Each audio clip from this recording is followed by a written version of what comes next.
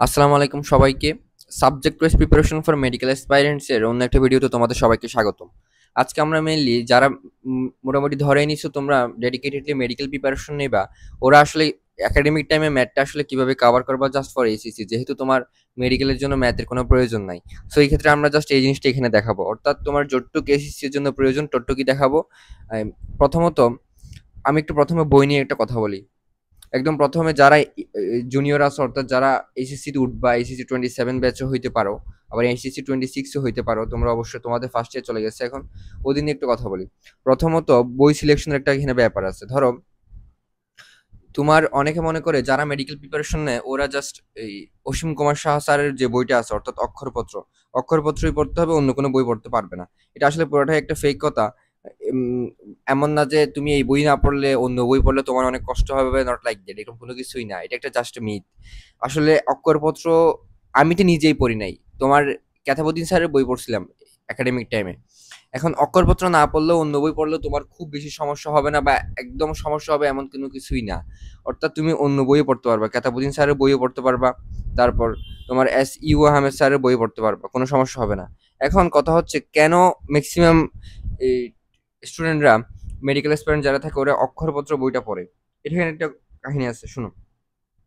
অক্ষরপত্র বইয়ে type wise থাকে, আর কিছু কিছু হার্ড ম্যাথ কেতাবুদ্দিন স্যার এবং এসিও আহমেদ স্যারের বই থাকলেও অক্ষরপত্রতে এগুলো স্কিপ করা থাকে।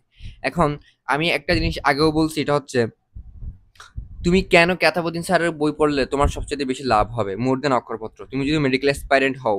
সেটা হচ্ছে এখানে কেতাবুদ্দিন স্যারের বইয়ে শাফল করা থাকে ম্যাথগুলা, এটা আমি আগেও বলছি।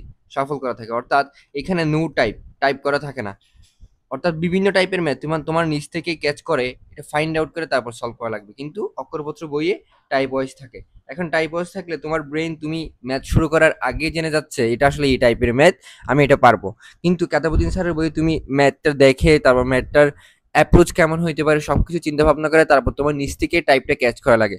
সো এই ক্ষেত্রে তোমার এই ম্যাথের নিউমেরিক্যাল মেথড সলভ করার যে এবিলিটিটা এটা অনেক বেশি বেড়ে যাবে যদি কেতাবুদ্দিন স্যারের বইটা তুমি করো। কিন্তু এমন না যে বাধ্যবাধকতা আছে, তুমি অক্ষরপত্র অবশ্যই করতে পারবে, কোনো সমস্যা হবে না। আমি জাস্ট আমার নিজের একটা সাজেশন বা রিকমেন্ডেশন দিলাম।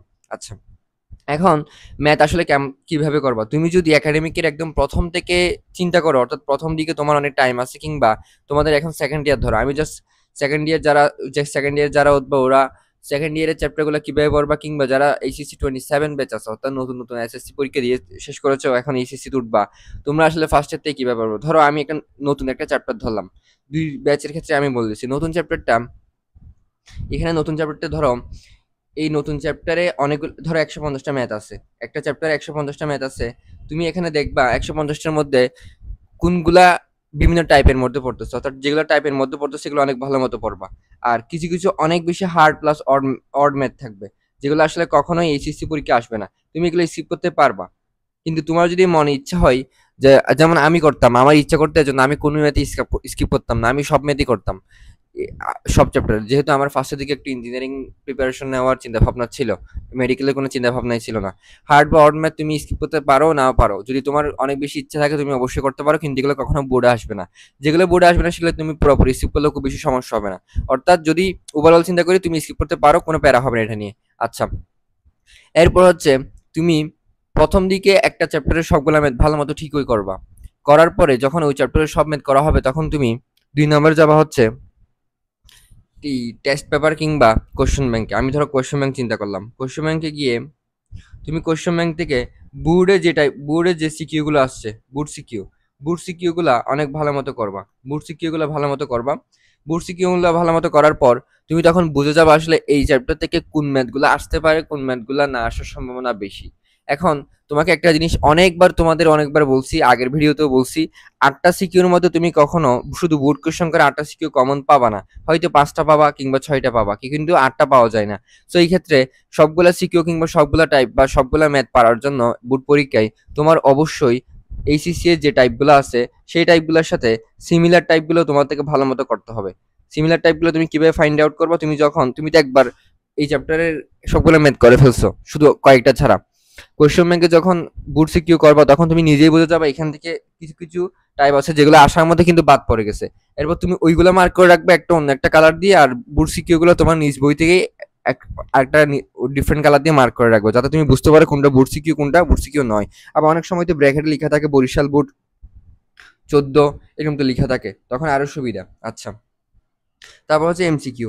এমসিকিউটা অনেক বেশি ক্রুশাল। এমসিকিউ পার্ট অবশ্যই অবশ্যই অবশ্যই সলভ করতে হবে, মাস্ট সলভ করতে হবে। এমসিকিউ পার্ট তুমি একাডেমিকে সলভ না করলে এইচএসসিতে অনেক বেশি ধরা খাবা।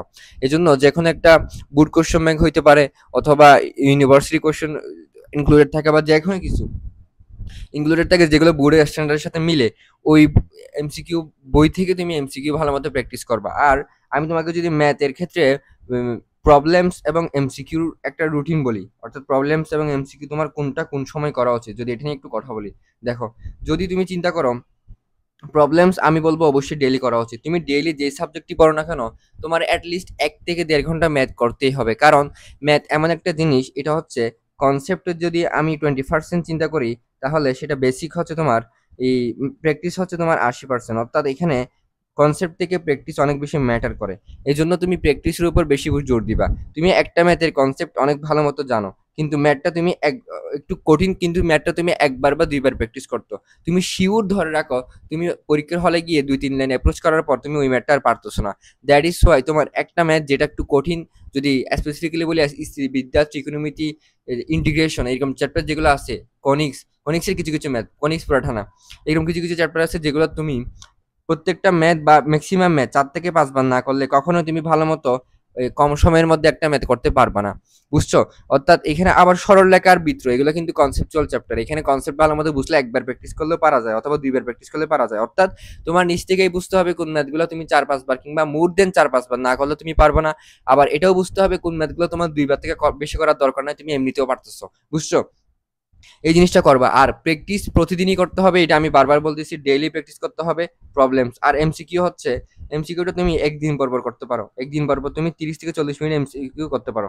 আর এমসিকিউ যখন তোমার পরীক্ষার কাছে চলে আসবে বা কোনো একটা কম্পিটিটিভ এক্সামে অ্যাটেন্ড করবে, এর আগে একটা কাজ করবে, সেটা হচ্ছে 40টা কিংবা 30টা এমসিকিউ তুমি ঘড়ির টাইম ধরে, অর্থাৎ টাইমার দিয়ে, টাইমার সেট করার মাধ্যমে একটা নির্দিষ্ট টাইমে করার চেষ্টা করবা। তাহলে দেখবা তোমার প্র্যাকটিসটা বাড়তেছে, প্লাস কম সময়ের মধ্যে বা পরীক্ষার যে সিচুয়েশন তোমার থেকে হ্যান্ডেল করতে হবে, তুমি এটা আগে থেকেই ফেস করতেছো। এই জন্য তোমার পরীক্ষায় খুব বেশি সমস্যা হবে না। আচ্ছা, এটা হচ্ছে একটা কথা। এরপর হচ্ছে তুমি প্রি টেস্ট এক্সাম, তারপর তোমার টেস্ট এক্সাম, তারপর অর্থাৎ টার্ম এক্সাম, অর্থাৎ কলেজের এই টাইপের যে এক্সামগুলো আছে, সেগুলোর আগে কি করবা? সেগুলোর আগে রিভিশন প্রসেসটা কেমন হইতে পারে ম্যাথের ক্ষেত্রে?